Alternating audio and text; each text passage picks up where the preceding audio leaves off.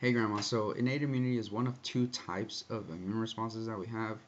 Um, the other being adaptive or acquired immunity. But innate immunity is basically our first line of defense. And we do have cells within an innate immunity, and one example of that would be macrophages. And they can basically recognize foreign bodies or foreign microorganisms, any type of microorganism that isn't within our body naturally. And it'll attack this because they have that set information or inherited information, but they really can't learn anything else from what they already know. Unlike in acquired immunity, where you have certain cells that can attack microorganisms, but then they store that information, because they've never seen that microorganism. Then they memorize it and save it for future references or future attacks, if you will. Other components would be a physical one and a chemical one.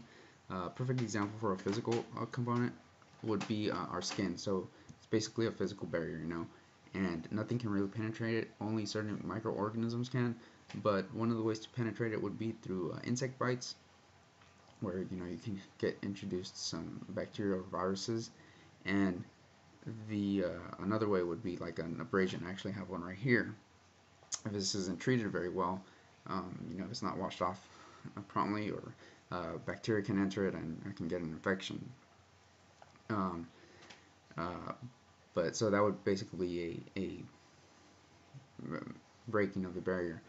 Um, the skin actually also has a chemical component to it, where it produces these microbial agents, such as cathalicitins and beta defensins. You know, so our skin's pretty visible. Our eyes are also visible, and our eyes produce tears that contain lysozymes, which is another type of microbial agent. Um, and so another kind of cool chemical and physical component is our skin's made up of epithelial cells, right? And epithelial cells are constantly being produced to create new skin. As those cells are being broken down, though, the old ones, they produce this acidic chemicals, and that's kind of a inhospitable environment for bacteria on our skin, um, with that acidity being produced. But the physical part of that would be that as skin is falling off, dead skin cells, the bacteria that's on there actually falls along with it. So that's actually pretty cool.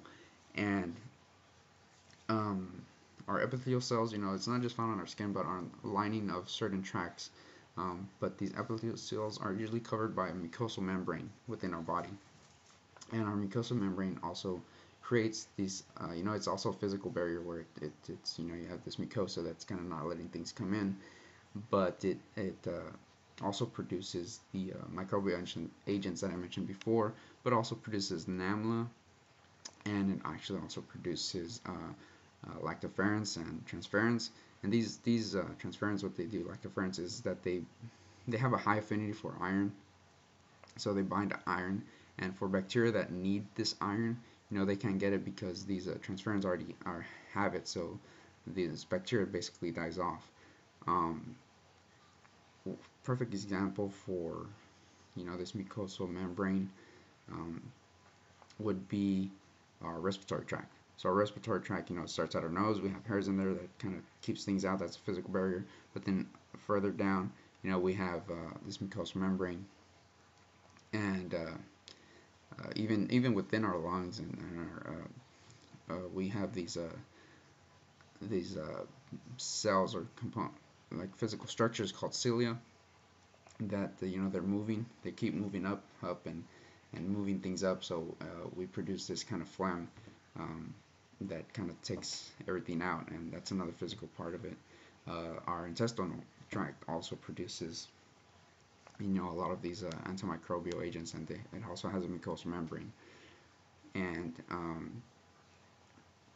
that our intestinal tract or our gastrointestinal tract. We have our stomach, which is very acidic, that kills off bacteria as well. That's another physical and chemical barrier. But um, you know, innate immunity can is not always working by itself, but can work simultaneously with acquired immunity as well. So it's always in defense mode. So that's basically it. There's other linings or tracts of our body that has a mucosal membrane, and where cells act as well throughout our body through the innate immune response. But that's basically it. So we'll talk later, hopefully with next week. We'll see what else I learned.